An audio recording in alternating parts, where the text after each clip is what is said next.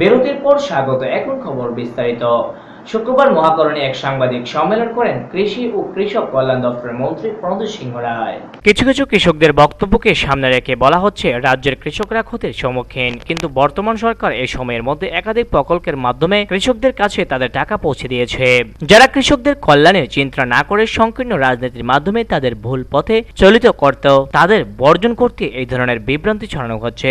সরকারের উদ্দেশ্য কৃষকদের সঠিক মূল্য দেওয়া। শুক্রবার মহাকরণে সাংবাদিক সম্মেলন করে এই তথ্য জানান কৃষি ও কৃষক কল্যাণ দপ্তরের মন্ত্রী প্রণজিৎ সিংহ রায়। প্রধানমন্ত্রী ফসল বীমা যোজনার এবছর রাজ্যে মুখ্যমন্ত্রী ফসল বীমা যোজনা নামে চালু হয়েছে। রাজ্যের মোট 2,34,355 জন ধান চাষী খারিফ এই মরশুমে এই যোজনার আওতায় এসেছেন। এটা ত্রিপুরার মতো ছোট রাজ্যের জন্য একটা বিরাট সাফল্য, যা গতবারের তুলনায় 467% বেশি। শুক্রবার মহাকরণে সাংবাদিক সম্মেলন করে এই তথ্য জানান কৃষি ও কৃষক কল্যাণ দপ্তরের মন্ত্রী প্রণজিৎ সিংহ রায়। এটা বড় একমাত্র কারণ হচ্ছে অযথা আমরা দেখেছি বিভিন্ন সময়ে কিছু কিছু কৃষকের বক্তব্যকে রেখে সেখানে বলা হচ্ছে কৃষকের যে এরাজ্যের কৃষকরা খুব দুঃখী, তাদের মধ্যে হচ্ছে না। আমি আপনাদের এই কয়েকটা সংক্ষিপ্ত, আর অনেক কিছু আছে, সবটা বললে অনেক লম্বা হবে, এর মাধ্যমে আমি শুধু এটা আপনাদের বলার চেষ্টা করেছি যে এই আমাদের সরকার, এই জোট সরকার এই সময়কালে ভারতবর্ষে ভারত সরকারের তরফ থেকে কি কৃষক সম্মান নিধি প্রকল্প, কি বিভিন্ন প্রকল্প, কি আপনার কেসিসির মাধ্যমে লোন দেওয়া, ফসল বীমা যোজনার জন্য যে সুবিধা দেওয়া, আদার্স ধরনের বিভিন্ন ডিপার্টমেন্টে বিভিন্ন স্কিমের সঙ্গে তাদের সুযোগ দেওয়া, এই সমস্ত কিছু মিলিয়ে এই রাজ্যে কৃষকরা কত কোটি টাকা, যেটা এই রাজ্য সরকারের নয়, বাড়ির থেকে রাজ্যে কৃষকদের ঘরে ঢুকেছে। ধান বিক্রির মাধ্যমে আজকে আমরা যে প্রতিটা কেজি ধানের দাম কোথায় বাড়ানো হয়েছে, 18 টাকা 15 পয়সা পার কেজি, যেখানে 10 থেকে 12 টাকা বেশি বিক্রি হতো। সুখবর আপনাদের জানার জন্য বলছি, বা আপনাদের মাধ্যমে জানতে হবে কৃষকদের, এই পর্যন্ত প্রায় 8,000 মেট্রিক টন, আমি বলে দিই আপনাকে, এই পর্যন্ত 8,000 metric ton 20,000 metric ton target করা আছে আমাদের। 20,000 মেট্রিক টন ধান মানে কিনে নেওয়ার কৃষকদের থেকে টার্গেট করা আছে, যার জন্য এটার জন্য ভর্তুকি হিসাবে খরচা করতে হয় রাজ্য সরকারকে। কিন্তু তারপরে 8,000 মেট্রিক টন এবারে এই কোভিডের পরে আরো ছোট ছোট করে স্পট বাড়িয়ে দেওয়া হয়েছে, লং টাইম ধান কেনার ব্যবস্থা করে দেওয়া হয়েছে। তারপর 8,000 মেট্রিক টনের ধান বেশি হচ্ছে না। প্রশ্নটা নিশ্চয় আপনাদের মনে জাগবে, তার মানে কি ধান উৎপাদন হয় নাকি ধান কিনছে না সরকার? অনেক অনেক প্রশ্ন আপনাদের মধ্যে থাকতে পারে। বা বিভিন্ন সময়ে যারা কৃষকদের কল্যাণে, কৃষকদের লাভের কথা চিন্তা না করে সংক্ষিপ্ত রাজনীতির কারণে কৃষকদের যারা ভুল বোঝানোর চেষ্টা করে গ্রামে গঞ্জে, তাদের উদ্দেশ্যে আমার বক্তব্য যে 8,000 মেট্রিক টন ধান জেনে যাবে, আগে 10-12 টাকার দাম কখনো উঠত না, কৃষক পেত না। আজকের দিনে কৃষক 18 টাকা 15 পয়সার দাম কেন কম সাপ্লাই দিচ্ছে? সরকারি কি উদ্দেশ্য? সরকারের উদ্দেশ্য কৃষকের পয়সা পেতে হবে, কৃষকের উৎপাদিত ফসলের দাম পেতে হবে। কি হয়েছে, আজকে যারা হোলসেলার, যারা কি বলে এদেরকে, যে মিডলম্যান, যারা ধান কিনে নিত আগে কম দামে, কৃষকদের দুর্বল সময়, তাদের খরচ করতে পারে না অগ্রিম টাকা দিয়ে, দুর্বল তার সুযোগটা নিত, সেই সুযোগ এখন নিতে পারে। আমার জানা মতো 18 টাকা 15 পয়সা। আমি বেশ কয়েকটা ধান এই প্রকিউরমেন্ট পক্ষ আমি সেন্টারে গিয়ে দেখেছি, কথা বলেছি, জানতে চেয়েছি কি ব্যাপার। গত বছর ধানের এত উৎসাহ, আরো চাই আরো চাই, আমাকে ধরার জন্য টেলিফোন করতো, অফিসারদের টেলিফোন করতো। এই বছর টেলিফোন নাই কেন? কোন রকম দাবি নাই কেন যে আমার ধান নিচ্ছে না, আরো ধান দিতে হবে, আমাকে আরো সুযোগ দাও? এইটা নেই কেন? এটা আমার জানতে হবে। রাজ্যের কৃষি মন্ত্রী হিসেবে আমার ডিউটি পড়ে যে কৃষকদের মধ্যে কোথায় এটা গ্যাপ হচ্ছে। না, গ্যাপ নয়, তাদের বক্তব্য যে সরকার ধান কিনছে, সাপোজ আগরতলা ধান কিনবে, মোহনপুর এলাকাটা সীমাবদ্ধ করবে। তো আমি পার্শ্ববর্তী গ্রামের থেকে ধান আমাকে যদি নিতে হয়, প্রপার আমাকে প্যাকেজিং করা, বস্তা করা, আমার গাড়ি নিয়ে সেখানে যাওয়া, সকালবেলা শুরু করলাম তো আমার সারাদিন বা লাইন ধরে মেপে গিয়ে বাড়িতে ফেরা। এখন যারা হোলসেলার, তারা জায়গাতে গিয়ে 17 টাকা মিনিমাম, 17 টাকাতে 17 টাকা 50 পয়সা পার কেজি ধান তারা কিনে নিচ্ছে। কৃষকের কাছে প্রশ্ন হচ্ছে যে আমি 17 টাকা 50 পয়সা যদি ঘরে বসে কিনতে পারি, বা 17 টাকা যদি আমি ঘরে বসে বিক্রি করতে পারি, আমার আলাদা করে বস্তায় পোড়া, আমাকে নতুন গাড়ি একটা ভাড়ানো, লেবার দিয়ে লোড করো, লেবার দিয়ে আনলোড করো, সারাদিন আমাকে গিয়ে ধান মেপে দাও ফুড ডিপার্টমেন্টের কাছে, তারপরে মেপে হিসাব করো, সেখানে টেস্টিং হয়, সেখানে স্ক্রিনিং হয়, সমস্ত কিছু মেনটেন করে আমাকে 1 টাকা 15 পয়সা কি 1.5 টাকা বেশি লাভের দরকার নেই, আমার খরচই লাগে আমাকে যেতে গিয়ে পৌঁছাতে সেখানে 1 থেকে 1.5 টাকা, বরং আমাকে সময় নষ্ট করতে হয়, আমাকে স্ক্রিনিং এ বলছো কিছুটা আমার ঘাটতি হয়। আর এখন বানিয়ারা যারা বিজনেস করে নেয় তারা ঘরে বসে 17 টাকা সেখান থেকে ধান কিনে নিয়ে আসছে। তো কৃষকের মধ্যে বাড়িতে বসে টাকা নগদ দিয়ে যাচ্ছে, ধান কিনছে। রাজ্য সরকার, মাননীয় মুখ্যমন্ত্রী, রাজ্যের কৃষি দপ্তর এই জায়গায় পৌঁছেছে যে কৃষকদের পয়সা পাওয়ার জন্য শুরু করেছি আমরা এফসিআর মাধ্যমে ধান কেনা। ধান কত বিক্রি হয়েছে সেটা নয়, কৃষক পয়সা পেয়েছে কিনা সেটার উপর। ব্যুরো রিপোর্ট, খবর ত্রিপুরা। শুক্রবার থেকে শুরু হয়েছে মাধ্যমিকের উত্তরপত্র পুনর্মূল্যায়নের কাজ, চলবে 24শে আগস্ট পর্যন্ত। শুক্রবার থেকে শুরু হয়েছে মাধ্যমিকের উত্তরপত্র পুনর্মূল্যায়নের কাজ। ফলাফল প্রকাশের পর কোনো পরীক্ষার্থীর নির্ধারিত বিষয়ের প্রাপ্ত নম্বর মনোভূত না হলে উত্তরপত্র পুনর্মূল্যায়নের জন্য আবেদন করতে পারে। সেক্ষেত্রে নির্দিষ্ট ফি দিয়ে সর্বোচ্চ 3টি বিষয়ের উত্তরপত্র পুনর্মূল্যায়ন করতে পারে। ফল প্রকাশের 5 দিনের মধ্যে এই আবেদন জানানো যেতে পারে। সেই আবেদনের উপর ভিত্তি করে উত্তরপত্র পুনর্মূল্যায়নের কাজ শুরু হয়েছে। এবার প্রায় 5000 ছাত্রছাত্রী আবেদন করেছে, কিন্তু উত্তরপত্র পুনর্মূল্যায়ন করা হবে 17,082টি। প্রায় 100 জন শিক্ষক শিক্ষিকা এই কাজে নিযুক্ত করা হয়েছে। এই উত্তরপত্র পুনর্মূল্যায়নের কাজ শেষ করা হবে 24শে আগস্টের মধ্যে, কিন্তু এতদিন লাগবে না। মাঝে বেশ কিছু ছুটি পড়ে যাওয়ায় উত্তরপত্র পুনর্মূল্যায়নের প্রক্রিয়া একটু দীর্ঘ হবে। পরিকল্পনা রয়েছে এই মাসের মধ্যে উত্তরপত্র পুনর্মূল্যায়নের কাজ সম্পূর্ণ করে পুনরায় ফল প্রকাশ করা। এরপর রয়েছে শিক্ষার্থী আগ্রহী হলে উত্তরপত্র দেখতে পারে, তবে তার জন্য পৃথকভাবে ফি দিতে হবে তাদের, এটা নিয়ম রয়েছে। দেখা গেছে উত্তরপত্র পুনর্মূল্যায়নের পর মার্ক বাড়ে, তবে খুব সামান্য নাম্বারের পরিবর্তন হয়, কিন্তু একটা নির্দিষ্ট মার্কের বেশি নাম্বার পেলে সেই খাতা পুনরায় দেখবে মুখ্য খাতা পরীক্ষক, তার অনুমোদন দিয়ে সেই নাম্বার দেওয়া হবে। এদিন এক সাক্ষাৎকারে একথা জানান ত্রিপুরা মধ্যশিক্ষা পর্ষদের সভাপতি ডক্টর ভবতোষ সাহা। শুরু হচ্ছে মাধ্যমিকের খাতা রিভিউ অর্থাৎ মার্কশিট পাওয়ার পর কোনো ছাত্র যদি দেখে যে তার কোনো সাবজেক্টে 1টা বা 2টা বা 3টা সাবজেক্টে তার নম্বর মনোভূত হয় নাই, সেই ক্ষেত্রে সে নির্দিষ্ট ফি দিয়ে ম্যাক্সিমাম 3টা সাবজেক্ট রিভিউর জন্য অ্যাপ্লাই করতে পারে। সেই অ্যাপ্লিকেশনগুলো সাধারণত ফল বেরোনোর 5 দিনের মধ্যে অ্যাপ্লিকেশন করতে হয়। তারপর এগুলো প্রসেস করে আমরা আজকে থেকে সেই রিভিউ শুরু করেছি। এবার রিভিউ পড়েছে ছাত্র সংখ্যা হচ্ছে প্রায় 5000-এর মতো, লিটল বিট মানে মোর দেন 5000, কিন্তু খাতা একই জন 2টা-3টা করতে পারে। খাতার সংখ্যা হচ্ছে 17,082টা খাতা দেখা হবে। তো সেই জন্য আমরা প্রায় 100 বিভিন্ন সাবজেক্টের 100 টিচারকে আমরা এই রিভিউ কাজে নিযুক্ত করেছি। আজ থেকে যেটা শুরু হলো, শেষ হওয়ার টেন্টেটিভ তারিখ হচ্ছে 24। এতদিন লাগার কথা নয়, কিন্তু এই আগামী 15 দিনের মধ্যে অনেকগুলো ছুটি আছে।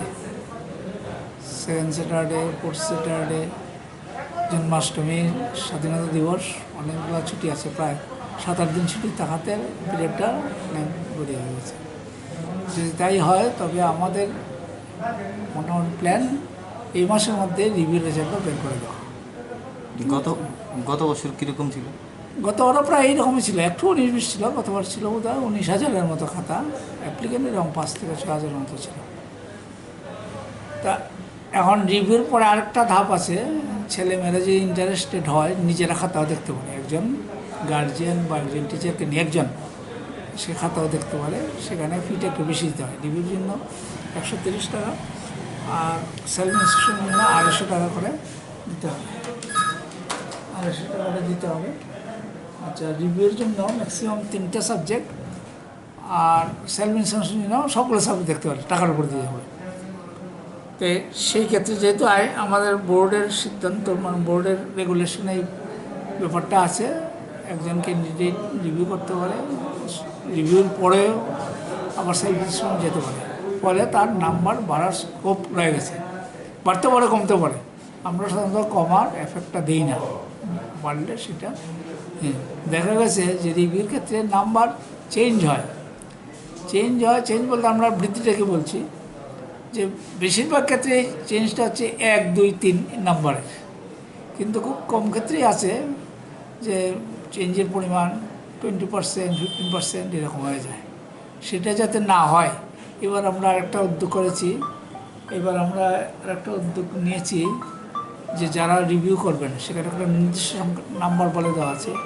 এর বেশি যদি হয় আমরা হেড এক্সামিনার করে রেখেছি, হেড এক্সামিনারকে দেখিয়ে সেটা অনুমোদন নিয়ে সেটা যেন বাড়ানো হয়। কারণ অনেক ক্ষেত্রে, কিছু ক্ষেত্রে, অনেক ক্ষেত্রে না, যে নাম্বারটা বেড়ে যায় অযাচিতভাবে, মানে 1 বা 2 দেওয়া যায়, নাও দেওয়া যায়, সেই অবস্থা দিয়ে দিলে আমাদের তো সংখ্যাটার দিকে বোর্ডের হয়ে যাচ্ছে যে এত ওজনের সংখ্যা বৃদ্ধি হয়ে গেছে, সেটা যাতে না হয়। এবার আমরা একটা চেক এই বছরে আমরা নতুন করলাম যে রিভিউর ক্ষেত্রে আমরা হেড এক্সাম দিতে পারছি, প্রত্যেক সাবজেক্টে একজন করে হেড এক্সামিনার আছেন, যেখানে নির্দিষ্ট নাম্বারের বেশি হয় তাহলে হেড এক্সামিনার অনুমোদন নিয়ে সেই বৃদ্ধিটা করতে হবে।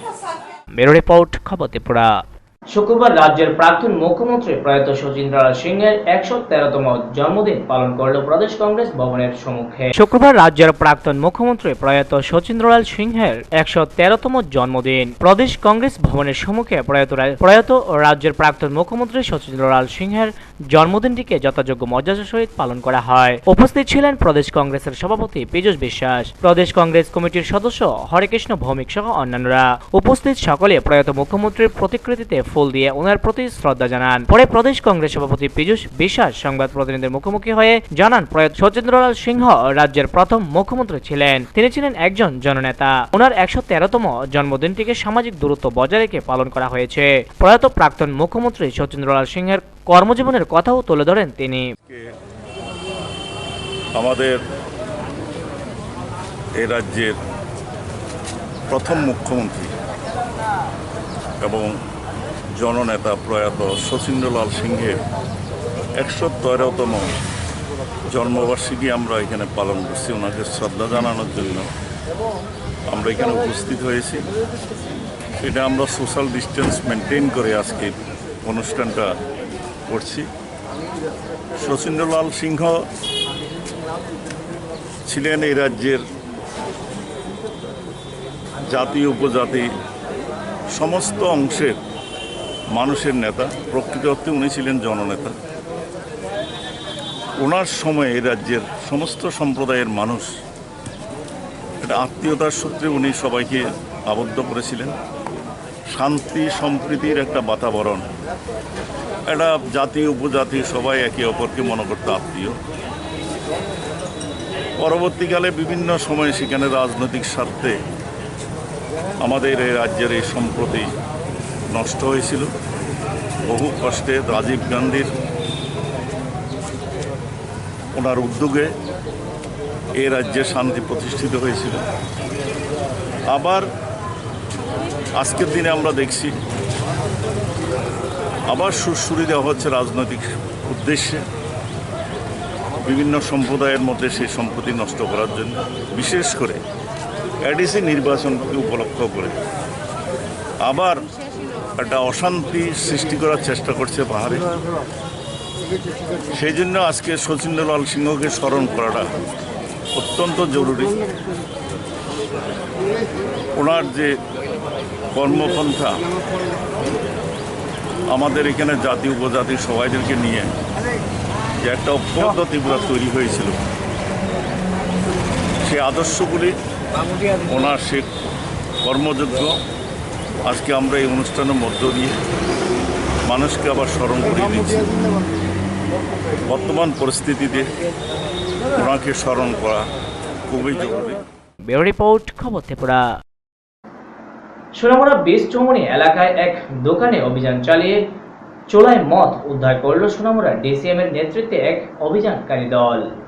সারা পৃথিবী জুড়ে চলছে করোনার ভয়াবহতা, চলছে দফায় দফায় লকডাউন, পাশাপাশি চলছে চরম অর্থ সংকট। রোজগারের অভাবে অনেক পরিবার এখন দুবেলা দুমুঠো খেতেও পারছে না, যেখানে মানুষ প্রতিনিয়ত একটা আতঙ্কের মধ্যে রয়েছে। ঠিক সেই জায়গায় কিছু কিছু অসাধু ব্যবসায়ী তাদের নেশা কারবার অব্যাহত রেখেছে।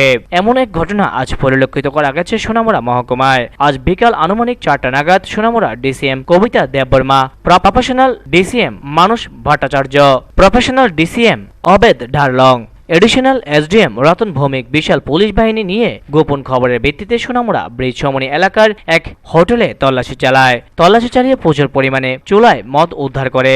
উদ্ধার করার পাক মুহূর্তে হোটেলের মালিক সকলের সামনে দিয়ে দৌড়ে পালিয়ে যায়। পুলিশ তার টিকিট লাগলো পায়নি। এত পুলিশ আর টিএসআর থাকা সত্ত্বেও কি করে আসামি পুলিশের চোখে ধুলো দিয়ে পালিয়ে যায়, তাই নিয়ে এখন প্রশ্নচিহ্নের মুখে। কোথাও অবৈধ চোলাই মদ জমা করা থাকে বা বিক্রি করা হয়, সেই নিরিখে আজকে আমাদের ডেপুটি কালেক্টর, দুজন প্রফেশনাল টিসিএস অফিসার, আমার এডিশনাল এসডিএম, ওনারা গিয়েছেন এবং গিয়ে বেশ কিছু পরিমাণ চোলাই মদ ওনারা উদ্ধার করেছেন। এবং সে একটা দোকানে, যে দোকানটাতে ওরা চোলাই মদ অবৈধ পেয়েছিলেন, সেই দোকানটাকে সিল করা হয়েছে এবং পরবর্তীকালে এই মদগুলিকে আমরা নষ্ট করে দিই। তো সেটা আমাদের আগামী দিনও জারি থাকবে। অ্যাকচুয়ালি সোনামুড়া সাব ডিভিশনের নিরিখে যেহেতু সাব ডিভিশনের আয়তন বড় রয়েছে, তো সেক্ষেত্রে জনগণকে সচেতন থাকতে হবে এবং জনগণ যদি প্রপার ইনফরমেশান আমাদের কাছে দেয় এবং প্রয়োজনে সামাজিক কর্তব্য যেটা রয়েছে আমাদের, সেটা পালন করার ক্ষেত্রে যদি কোথাও গ্যাপ না থাকে, তো সেক্ষেত্রে মনে হচ্ছে সমাজের যে বিষয়গুলি আছে, যেমন অবৈধভাবে লুকিয়ে চোলাই মদ বিক্রি করা, কোথাও নেশা জাতীয় দ্রব্যগুলিকে বিক্রি করা, অবৈধ যেগুলি রয়েছে, তো সেক্ষেত্রে মনে হয় আমাদের একটা বিষয় যেটা রয়েছে, সেটা আমাদের অবশ্যই আমরা একটা সফলতা পাবো। আনলক মেজার্স 1 বলুন, লকডাউন বলুন, যেহেতু আমরা পরিবারের ম্যাক্সিমাম সদস্য বাড়ি ঘরে থাকতে বাধ্য হচ্ছে, তো সেক্ষেত্রে মনে হচ্ছে পারিবারিক যে সমস্যাগুলি সৃষ্টি হয়, সেগুলি অনেক সময় এই সমস্ত নেশাজাতীয় দ্রব্য থেকেও হতে পারে।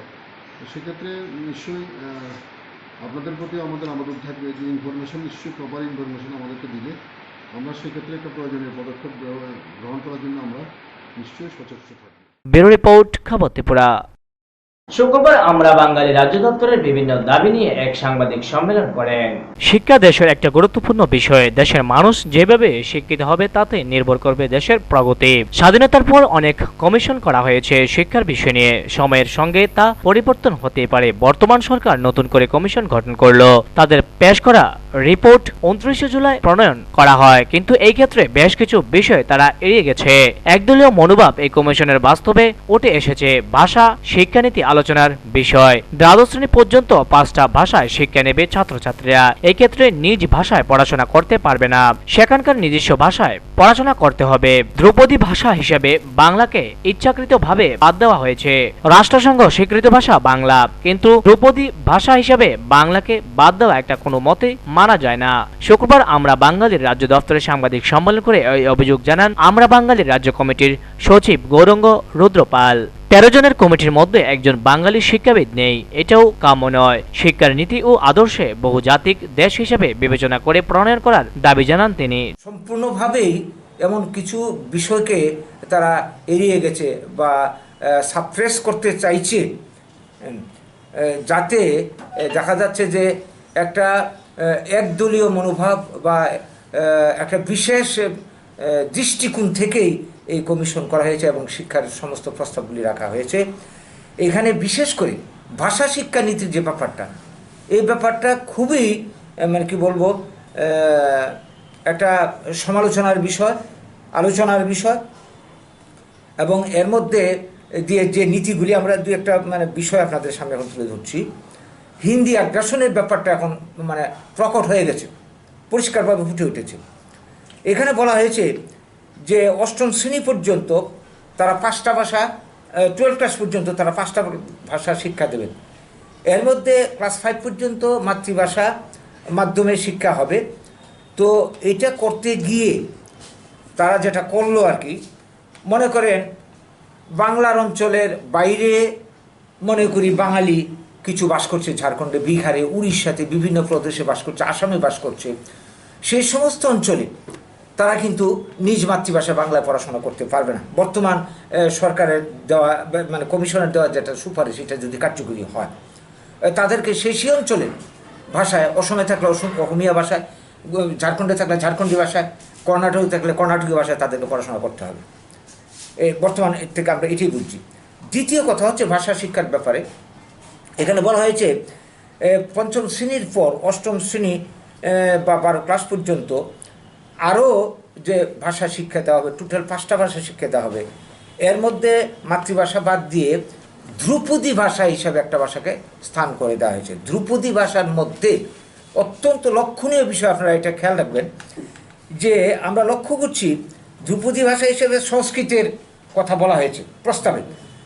সংস্কৃতির ব্যাপারে আমাদের কোনো বক্তব্য নেই, সংস্কৃত ধ্রুপদী ভাষা অবশ্যই, কিন্তু তাছাড়া অন্য আর যে ভাষা রাখা হয়েছে মালয়ালম, উড়িয়া, কন্নড়, তেলেগু, তামিল, এই ক্ষেত্রে বাংলাকে ইচ্ছা করে তারা বাদ দিয়েছে। এটা খুব ভালোভাবে লক্ষ্য করুন, বাংলাকে ইচ্ছা করে বাদ দেওয়া। অথচ বাংলা ভাষা শুধু ভারতবর্ষ নয়, পৃথিবীর মধ্যে অন্যতম শ্রেষ্ঠ ভাষা, 5ম স্থান অধিকারী ভাষা, আজকে রাষ্ট্রসংঘে স্বীকৃত ভাষা। এবং এই যে তামিলতেও যতটা ভাষা বলা হয়েছে সংস্কৃত বাদ দিয়ে, সবকটি ভাষার থেকে বাংলা ভাষা সমৃদ্ধ, ঐশ্বর্যশালী, শব্দ সম্ভারও বেশি। সমস্ত বিচারে 1913 সালে রবীন্দ্রনাথ ঠাকুর নোবেল প্রাইজ আনলেন এই ভাষার উপর সাহিত্য রচনা করে। আজকে এই ভাষাকে ধ্রুপদী তালিকার থেকে বাদ দেওয়া হলো। এটা আমাদের কাছে পরিষ্কার যে বাংলার অবদমন, হিন্দির আধিপত্য, বাংলার অবদমন, এটা আমরা কোনোভাবেই মানতে পারি না। এই চক্রান্ত অনেক আগের থেকে শুরু হয়েছে, আজও এটা চলছে। সেই সঙ্গে আরেকটা পয়েন্ট উল্লেখ করতে চাই, এই যে 13 জনের কমিটি করা হয়েছে, কস্তুরী রঙ্গন কমিটি, এই 13 জনের কমিটির মধ্যে একজন বাঙালি শিক্ষাবিদের নাম নেই। কেন? বাংলার অঞ্চলে বাঙালিদের মধ্যে কি শিক্ষাবিদ নেই? গুণী মানুষের অভাব আছে? ইচ্ছা করে এটাকে বাদ দেওয়া হয়েছে ডমিনেট করার জন্য, যাতে করে প্রত্যেক জাতির কৃষ্টি সংস্কৃতি তাতে স্থান পায়। এছাড়াও বেশ কিছু দাবি জানান আমরা বাঙালির রাজ্য কমিটির সচিব গৌরাঙ্গ রুদ্রপাল। ব্যুরো রিপোর্ট, খবর ত্রিপুরা। শুক্রবার joint forum for movement on education Tripura chapter উদ্যোগে এক সাংবাদিক সম্মেলন করা হয়। গত 29 জুলাই জাতীয় শিক্ষানীতি গ্রহণ করেছে কেন্দ্রীয় সরকার। সংসদকে এড়িয়ে এই জাতীয় শিক্ষানীতি গৃহীত হয়েছে। শিক্ষা প্রথমে ছিল রাজ্যের তালিকায়, জরুরি অবস্থার সুযোগে তা নিয়ে যাওয়া হয় যুগ্ম তালিকায়। এই শিক্ষানীতি অতি কেন্দ্রিক, যুক্তরাষ্ট্রীয় অধিকর্তার উপেক্ষিত, খর্ব হবে বৌদ্ধিক অধিকার। শুক্রবার সাংবাদিক সম্মেলন করে এই অভিযোগ জানান joint forum for movement on education Tripura চ্যাপ্টারের কনভেনার কোঅর্ডিনেটর ডক্টর মিহিরলাল রায়। এই শিক্ষানীতি প্রত্যাহারের দাবি জানায় তারা। আমরা কথা বলতে চাচ্ছি, এটা ভারতবর্ষের জন্য অত্যন্ত গুরুত্বপূর্ণ বিষয়, কারণ এটা আমাদের ছেলে মেয়ে, নাতি নাতনির ভবিষ্যৎ শিক্ষার রূপরেখা কী হবে সেই সম্পর্কে আমাদের কেন্দ্রীয় সরকার যে নতুন শিক্ষানীতি প্রণয়ন করেছেন, কিছুদিন আগে রিলিজ করেছেন, আমরা সেটা নিয়ে কথা বলব। এখন কথা হচ্ছে, একটা শিক্ষানীতির ডকুমেন্টে যত কথা বলা থাকে সবই যে খারাপ এরকম নয়, এটা ভালো কথাও আছে, এবং ভালো কথার পেজের মধ্যে খারাপ কথাও আছে। আজকে আমাদের একটি খুব গুরুত্বপূর্ণ দিন। আজকে 22শে শ্রাবণ, রবীন্দ্রনাথের তিরোধানের দিন। সেই সময়ে যখন তিনি জীবিত ছিলেন, আমরা ব্রিটিশ শাসনের অধীনে ছিলাম। ব্রিটিশ প্রস্তাবিত শিক্ষা ব্যবস্থা আমাদের দেশে চলছিল। আপনারা জানেন, ছোটবেলাতে 2-3 বার স্কুল গিয়েও রবীন্দ্রনাথের পছন্দ হয়নি, তিনি স্কুল ছেড়ে দিয়েছেন। একটা নতুন স্কুল চালু করেছে,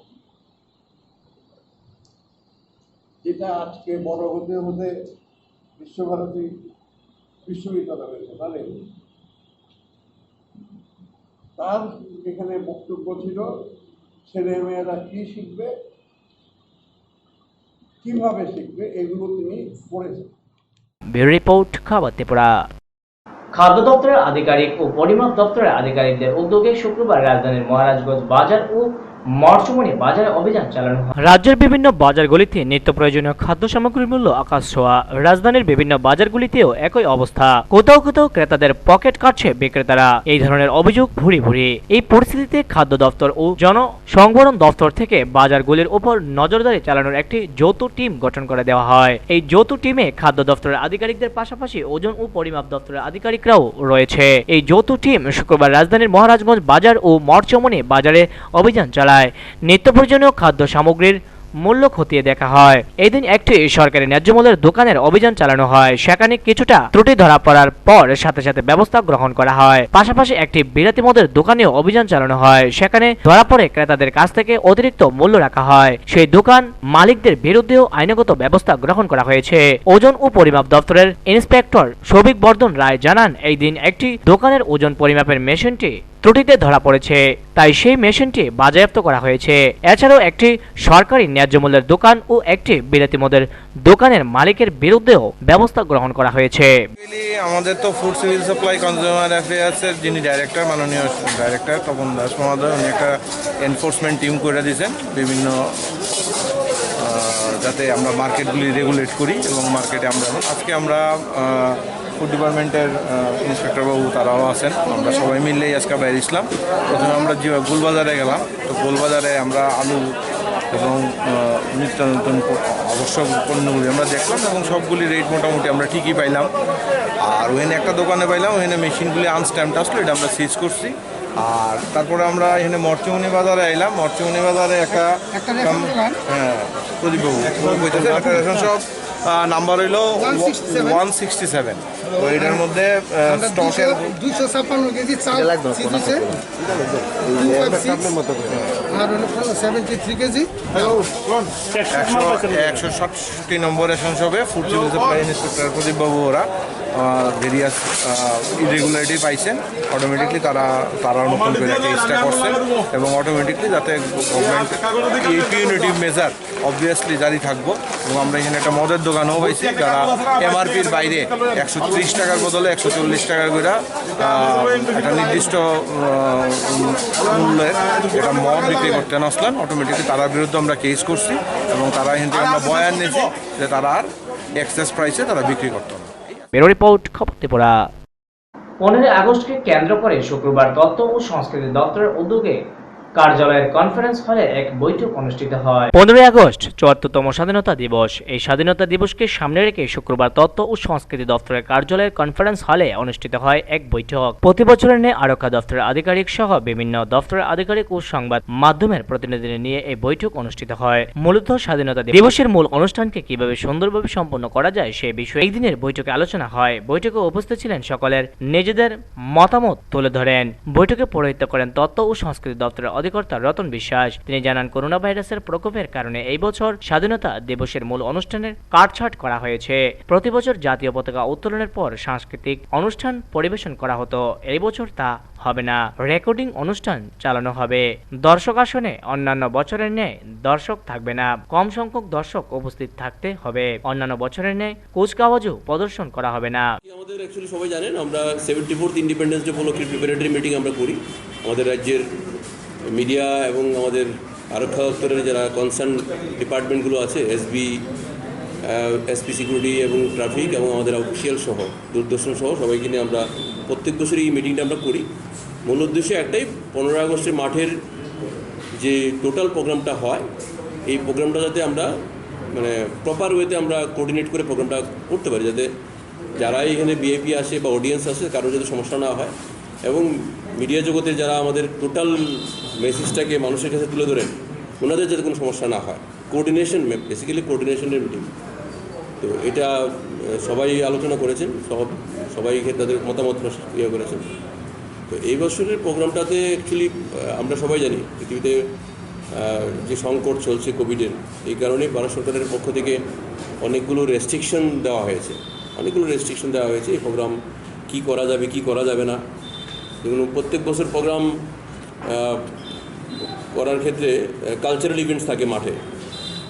এই বছর cultural events practically in person থাকবে না, এটার পরিবর্তে বলা হয়েছে প্রি রেকর্ডেড প্রোগ্রাম থাকবে after the speech of honourable CM স্যারের স্পিচের পরে প্রি রেকর্ডেড প্রোগ্রাম থাকবে। এটা কালচারাল প্রি রেকর্ডেড ভার্চুয়াল প্ল্যাটফর্মে প্রোগ্রাম হবে। এটা আইসি ডিপার্টমেন্টের অ্যাসাইনমেন্ট দেওয়া আছে। তো এটাই মূলত মানে বিষয় যেটা আছে। আর তো নর্মাল যেগুলো সম্ভবত মার্চ পাস্টও হবে না, সম্ভবত হবে না। এমনিতে গার্ড অফ অনার থাকবে। প্ল্যাটুনগুলো যেগুলো আছে এগুলো অনেক সংখ্যা কমিয়ে দেওয়া হয়েছে সোশ্যাল ডিস্টেন্সের কারণে। অডিয়েন্সও সম্ভবত কম হবে কারণ সোশ্যাল ডিস্টেন্স মেনটেন করার ক্ষেত্রে। ব্যুরো রিপোর্ট, খবর ত্রিপুরা। সরকারি স্কলারশিপ টাকা পাওয়ার দাবিতে শুক্রবার উপজাতি কল্যাণ দপ্তরের অধিকর্তার দ্বারস্থ হলো জনজাতি অংশের ছাত্রছাত্রীরা। পশ্চিমবঙ্গে বিএড কোর্সে পাঠরত জনজাতি অংশের বহু ছাত্রছাত্রী তাদের স্কলারশিপের টাকা এখনো পায়নি, ফলে বর্তমানে তারা নানা সমস্যার সম্মুখীন। অপরদিকে রাজ্যের বিভিন্ন কলেজে পাঠরত জনজাতি অংশের ছাত্রছাত্রীদের মধ্যে একাংশ এখনো তাদের স্কলারশিপের টাকা পায়নি। এই পরিস্থিতিতে বকেয়া স্কলারশিপের টাকা দ্রুত মিটিয়ে দেওয়ার দাবিতে শুক্রবার উপজাতি কল্যাণ দপ্তরের অধিকর্তার দ্বারস্থ হল জনজাতি অংশের ছাত্রছাত্রীরা। এদিন জনজাতি অংশের ছাত্রছাত্রীরা রাজধানীর গুরকাবস্তি স্থিত উপজাতি কল্যাণ দপ্তরের সম্মুখে সকাল থেকে সমবেত হতে থাকে। এই খবর পেয়ে ঘটনাস্থলে ছুটে আসে পুলিশ। পরবর্তী সময়ে দপ্তরের অধিকর্তার কাছ থেকে অনুমতি নিয়ে এক প্রতিনিধি দল অধিকর্তার সাথে দেখা করে এবং তাদের দাবি সম্পর্কে অধিকর্তাকে অবগত করে। প্রতিনিধি দলের এক সদস্য তাদের দাবি সম্পর্কে সংবাদ প্রতিনিধিদের অবগত করে। 50% মানুষ পায়নি, সেই জন্য আমরা আজকে ডাইরেক্টর স্যারের সঙ্গে মিট করার জন্য আইসি। গত মাসে তারা ডাইরেক্টর স্যার কইছিল 1 মাসের ভিতরে ট্রাই করব, কারণ কখনো কিছু হচ্ছে না। সেই জন্য আমরা আজকে আবার ডাইরেক্টর স্যারের সঙ্গে মিট করার জন্য পাইছি। দাবিটা কি রয়েছে? দাবিটা এখনও 50% স্টুডেন্ট স্কলারশিপ পায়নি, অনলি এসটি স্টুডেন্ট কখনো পায়নি। সেই জন্য আমরা আজকে মিট করতে আসি। দাবি এখন আজকে যদি না দিলে তো আমরা আলাদা স্টেপ নিব। টোটাল কতজন রয়েছে সারা রাজ্যে? এখনও 23,000 অ্যাভাব এখনও টাকা পাইছে না স্কলারশিপে। সেই জন্য কোন কোন বছর 19-এও আছে, ডিসিআরেও আছে। আমাদের যে স্টাইপেন্ড পাওয়াটা, এটা স্টাইপেন্ডটা তারা দিচ্ছে না, ডেট দিয়ে পার হয়ে যাচ্ছে, এখনও ডেটটা দিচ্ছে না। তাই জন্য আমরা আজকে আমাদের স্টাইপেন্ডের জন্য আমরা আজকে এসেছি। আজকে এসে এখানে মানে পুলিশ তারা আমাদের বললো এখানে অফিসে ঢুকতে দিল না। তারা ডাইরেক্টর বলছে এখানে দুজনের মতো অ্যালাউ করবে। আর দুজন হলে তো আমরা কীভাবে কথা বলবো, দুজন দিয়ে তো কথা বলা যায় না। তাই আমরা বলছি 5 জন, অন্তত পক্ষে 5 জন অ্যালাউ করুন। তাহলে এখন ডাইরেক্টর স্যার কী বলে দেখা যায়। কী দাবি আছে আমাদের? দাবিটা যারা বিএড করেছে বাইরে, মানে ওয়েস্ট বেঙ্গলে গিয়ে যারা বিএড করেছে তারা তাদের স্কলারশিপটা পাচ্ছে না। তারা স্পন্সরশিপ হিসাবে তারা বিএড করতে গেছে। আর কলেজগুলি তাদের কাছে টাকাগুলি চাইতেছে, তাদের সেমিস্টার ফিসটা যাতে ক্লিয়ার করে দেয়। যদি সেমিস্টার ফিসটা যদি ক্লিয়ার না করে দেয় তাহলে তারা বলছে সেমিস্টারটা ব্যাক করে দেবে। আর এদিকে যদি আমাদের স্টাইপেন্ডটাই পাচ্ছে না তাহলে আমরা তাদের কীভাবে আমাদের ফিসটা দেবো? তাহলে এই জন্য আমরা আজকে এসেছি। রিপোর্ট, খবর ত্রিপুরা। শুক্রবার চরিলাম দ্বাদশ শ্রেণী বিদ্যালয়ে 10,323 ভিক্টিমার শিক্ষক সংগঠনের উদ্যোগে এক রক্তদান শিবিরের অনুষ্ঠান অনুষ্ঠিত হয়। শুক্রবার চরিলাম দ্বাদশ শ্রেণী বিদ্যালয়ের সিআরসি হলে এবং বিশালগড় নারী মঙ্গল সিআরসি হলে 10,323 ভিক্টিমার শিক্ষক সংগঠনের উদ্যোগে রক্তদান শিবির অনুষ্ঠিত হয়। চরিলাম সিআরসি হলে রক্তদান শিবিরে উপস্থিত ছিলেন 10,323 শিক্ষক সংগঠনের রাজ্য কমিটির সভাপতি প্রদীপ বণিক, এছাড়াও রাজ্য কমিটির সম্পাদক অরবিন্দ শর্মা, রাজ্য কমিটির সহ সম্পাদক শ্যামল সাহা, আইজিএম হাসপাতালের চিকিৎসকগণ রক্ত সংগ্রহ করেন। সামাজিক দূরত্ব বজায় রেখে মুখে মাস্ক পরিধান করে রক্তদান শিবিরে মোট 20 জন চরিলাম সিআরসি হলে রক্তদান করেন। চরিলাম বিধানসভা ভিত্তিক রক্তদান শিবিরে চরিলাম বিধানসভা এলাকার 10,323 শিক্ষক সংগঠনের শিক্ষকরা উপস্থিত ছিলেন। অন্যদিকে বিশালগড় বিধানসভা ভিত্তিক 10,323 শিক্ষক সংগঠনের উদ্যোগে নারী মঙ্গল সিআরসি হলে রক্তদান শিবিরে উপস্থিত ছিলেন আইনজীবী নিতাই চৌধুরী, এছাড়া উপস্থিত ছিলেন শিক্ষক সংগঠন রাজ্য কমিটির সভাপতি প্রদীপ বণিক। আমরা আমাদের এই বিধানসভা কেন্দ্রে বিশালগড়ে আমরা অনেক রক্তদান শিবির আমরা করেছি, কিন্তু তার থেকে আজকের যে রক্তদান উৎসব যেটা চলছে সেটা একটু অন্য ধরনের। আমি নিঃসন্দেহে এটা মহৎ কাজ, এই দানটা আজকে কারা করছে? যারা একটা সরকারের ইলিগেল কাজের বলি হয়েছেন। আজকে 2014 থেকে আজকে 2020 একটা অনিশ্চিত ভবিষ্যতের দিকে ওরা ধাবিত হয়ে আছেন এবং তাদের যে পরিবার পরিজনদের নিয়ে একটা মানসিকভাবে দুরবস্থায়, সেই জায়গায় দাঁড়িয়ে তারাই যখন আজকে আমাদের সারা ত্রিপুরা রাজ্যে আমাদের ব্যুরো রিপোর্ট, খবর ত্রিপুরা। সৌন্দর্যের জন্য দপ্তর থেকে লাগানো রাস্তার পাশের গাছ ধ্বংস করে দিল দুষ্কৃতীরা। ঘটনা উদয়পুর মহকুমার বৈষ্ণবীচর এলাকায়। রাজ্য সরকার রাজ্যের সড়ক পথের দুই ধারে ফুলের বাগান তৈরি করে সৌন্দর্যায়ন করার পরিকল্পনা নিয়ে বাস্তবায়নের উদ্যোগ নিয়েছে। এই মহতি কাজে দুষ্কৃতীরা নির্মীয়মান এই কাজ রাতের অন্ধকারে ভেঙে নষ্ট করে দিয়েছে। এতে সরকার ও দেশের সম্পদ নষ্ট হচ্ছে। যারা এই কাজ করছে তারা দেশের উন্নয়নের শত্রু, এমনই দাবি করেছে স্থানীয় জনগণ। বৃহস্পতিবার রাতে এমনই একটি ঘটনা ঘটেছে গুমতি জেলার উদয়পুর মহকুমার উদয়পুর কাকরাবন সড়কে আদর্শ গ্রাম জামজুরি গ্রাম পঞ্চায়েতের বৈষ্ণবীচর এলাকায়। ওই এলাকায় বন দফতরের উদ্যোগে ফুল বাগানের বাউন্ডারি ভেঙে ব্যাপক ক্ষতি করে দিয়েছে দুষ্কৃতীরা। শুধু তাই নয়, ফুলের চারা গাছগুলিও তুলে ফেলে দিয়েছে দুষ্কৃতীরা। এতে প্রায় 20-25 হাজার টাকার আর্থিক ক্ষতি হয়। আজ সকালে কাজ করতে গিয়ে এই পরিস্থিতি দেখে কর্মীরা হতভম্ব হয়ে যায়। এরপর বন দফতর ও কাকরাবন থানাকে খবর দেওয়া হয়। পরে কাকরাবন ওসি এসে ঘটনার তদন্ত করে। এই ঘটনায় এলাকায় ক্ষোভ সৃষ্টি হয়েছে। আজকে আমরা তো এই ব্লকগুলো কাজ করতেছি, কাজ করতে গিয়ে আমরা তো কাজ তো রানিং চলছে। আমরা তুলে গেছি আসার থেকে কয়েকদিন আগে, তো এটা লকডাউনের কারণে কাজটা একটু দেরি হয়েছে। কাজটা মানে করতে পারছি না, মাঝখানে কয়েকদিন বন্ধ আছে। তো আজকে সকালবেলা হঠাৎ সময়কে আইছি এগুলি কাজ করুন, এর মধ্যে আয়া দেখি এই ব্লকটা পুরোটা কালকে রাত্রেই ভাঙছে, মনে হয় কেউ না কেউ ভাঙছে। এই ব্লকটা ভাঙছে, এরপরে আরেকটা ব্লক আছে ওটা ভাঙছে, এরপরে এখানে একটা গাছ আছে, এই গাছটারও ভাঙছে। কোন জায়গায় ঘটনাটা? এটা জামজুরি পঞ্চায়েতের অন্তর্গত বৈষ্ণবীচর পাড়া। এইখানে কাজটা হইতেছে। এইখানে আছে টোটাল 8টা ব্লক। এই পঞ্চায়েতের আন্ডারে মডেল পঞ্চায়েত হিসাবে জামজুরিরই এগুলি দেওয়া হয়েছে, এই ধরনের 8টা ব্লক। এর আগেও কিছু ব্লক হয়েছে। তো এই 8টা ব্লকের মধ্যে মরাও চুমনিয়া আছে 3টা ব্লক, এখানে 3টা ব্লক, আর ওটুপিসির সামনে আছে 2টা ব্লক। এই মোট 8টা ব্লকে কাজ হইতেছে ফুলবাগান। না এরকম সন্দেহ মানে কারোর করণ যাইতেছে না, মানে চুর ধৈরা কম জানা, চুর না ধৈরা কেমনে চুর কম, এই হচ্ছে সমস্যা। তো এটার জন্য এফআইআর করা হয়েছে এবং কাকরাবন থানার ওসি আইছিল, আইআর ইনভেস্টিগেশন করে গেছে। আমরা আমাদের তরফ থেকে আমরা ইয়ে জানাইছি, ফরেস্ট কাজটা যেহেতু ফরেস্ট ডিপার্টমেন্টের আধিকারিকরা জানানো হয়েছে এবং ডিপার্টমেন্ট তরফ থেকে এটা এফআইআর দেওয়া হয়েছে। রেঞ্জ অফিসার, ডিস্ট্রিক্ট অফিসার হইতে আরম্ভ করে মোটামুটি সবারই জানা হয়েছে। হ্যাঁ, তারা আইয়া ইনভেস্টিগেশন করছে, পিএসএল লোক আইছিল। তো পাশাপাশি আমার ব্যুরো রিপোর্ট, খবর ত্রিপুরা। অটো গাড়ির ধাক্কায় আহত এক ব্যক্তি। ঘটনা বিশালগড় থানাধীন ভুইয়ামাতা এলাকায়। শুক্রবার দুপুরে বিশালগড় থানাধীন ভুইয়ামাতা এলাকায় অটোর ধাক্কায় আহত হয় এক ব্যক্তি। নির্মলেন্দু সাহা নামে এই যুবক ভুইয়ামাতা এলাকায় রাস্তার পাশে দাঁড়িয়েছিলেন। এমন সময় একটি অটো এসে পেছন দিয়ে ধাক্কা মারে, ছিটকে পড়ে যায় নির্মলেন্দু। খবর যায় বিশালগড় অগ্নি নির্বাপক দপ্তরের কাছে। ঘটনার খবর শুনে ছুটে আসেন বিশালগড় অগ্নি নির্বাপক দপ্তরের কর্মীরা। আহত যুবককে বিশালগড় মহকুমা হাসপাতালে আনা হয়। আহত যুবকের ডান পায়ে প্রচন্ড আঘাত লাগে। যুবকের মা হাউমাউ করে চিৎকার শুরু করেন বিশালগড় মহকুমা হাসপাতালে। বিশালগড় মহকুমা হাসপাতাল থেকে নির্মলেন্দু সাহা নামে যুবককে আগরতলা পাঠিয়ে দেন। তার ডান পায়ে প্রচন্ড আঘাত লাগে। এলাকাবাসী সূত্রে জানা যায় গাড়ি আটকানো হয়েছে।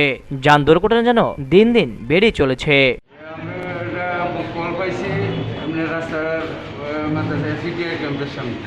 পাওয়ার সঙ্গে সঙ্গে আমরা দুটো দেখেছি, গিয়া দেখি পড়ে রয়েছে, গাড়ি পড়ে রয়েছে। আরও লোক আছে, কিন্তু আমরা সঙ্গে সঙ্গে আমরা গাড়ি নিয়ে আমরা হসপিটালে এসেছি। কে পারে দিতে এমনি এটা হচ্ছে অটো গাড়ি। অটো গাড়ি আপনি এটা হ্যাঁ রাস্তার সাইডে দাঁড়িয়ে দিচ্ছে। আচ্ছা অটো ভাইয়া মাইয়া দিচ্ছে আমার অটো গাছাকে খাদ্য হইলে হ্যাঁ ও ফিরে দিচ্ছে। তারপরে এখানে মানুষ করতে করার সঙ্গে সঙ্গে আমরা কিছু দিয়ে হারাইনি আমরা নাম বলা হয়তো নি হ্যাঁ না আমরা জানি নির্মল শাখা। ব্যুরো রিপোর্ট খবর ত্রিপুরা। লকডাউনের মধ্যেও মাস্ক ও সামাজিক দূরত্ব বজায় ছিল না উদয়পুর মহকুমাধীন 18 ভোলা গ্রামীণ ব্যাংকে। করোনা অতি মহামারীর প্রভাবে জবুতবু গোটা বিশ্ব বাদ নেই ভারত ও রাজ্যের ব্যাপক হারে করোনা সংক্রমণ বেড়ে চলছে, যার জেরে রাজ্য সরকার কখনো সার্বিক লকডাউন কখনো বা বিক্ষিপ্ত লকডাউনের পথে হাঁটছেন। বলা বাহুল্য করোনা ভ্যাকসিন এখনো বাজারে আসেনি, ফলে ভরসা মাস্ক এবং দৈহিক দূরত্ব বজায় রাখা। কিন্তু একাংশ অসচেতন নাগরিক এগুলোকে মান্যতা দিতে নারাজ। শুক্রবার উদয়পুর মহকুমাধীন 18 ভোলা গ্রামীণ ব্যাংকে ঠিক এরকমই চিত্র ধরা পড়ে আমাদের ক্যামেরায়। শুক্রবার ছিল 18 ভোলা বাজারে হাটবার, ফলে প্রত্যন্ত এলাকার মানুষ ভিড় জমায় গ্রামীণ ব্যাংকের সামনে। সামাজিক দূরত্ব না মানার পাশাপাশি মাস্কেরও বলয় ছিল না তাদের। কেউর মাস্ক হাতে, কেউর বা থুতুর নিচে। ব্যাংকের ভেতরে চিত্রটাও প্রায় একই রকম ছিল। বলা বাহুল্য কিছুদিন আগে ব্যাংক ম্যানেজার করোনা আক্রান্ত হয়েছিলেন, যদিও চিকিৎসার পর তিনি এখন হোম কোয়ারেন্টাইনে রয়েছেন। তারপরেও কিন্তু কর্মী কিংবা সাধারণ মানুষ করোনার মধ্যে এদিন সচেতনতা লক্ষ্য করা যায়নি। ব্যুরো রিপোর্ট খবর ত্রিপুরা। ড্রেনে পড়ে গেল একটি গাবি, ঘটনা সোনামুড়া থানা হসপিটাল রোড এলাকায়। সকাল থেকে সোনামুড়া হাসপাতাল রোডের একটি বড় ড্রেনে পড়ে গেল একটি গাবি। এখনো তা তোলা সম্ভব হয়নি। জানা যায় ফায়ার সার্ভিসেও খবর দিয়ে কোনো সুরাহা পায়নি। তাদের মতে এটি তাদের কাজ নয়। সোনামুড়া ফকির বাড়ির জাকির হোসেনের এই গাবিটি আজ হাসপাতাল রোড পাশের ড্রেনে পড়ে যায়। এলাকার লোকজন অনেক চেষ্টা করেও গাবিটিকে তুলতে পারেনি। ব্যুরো রিপোর্ট খবর ত্রিপুরা।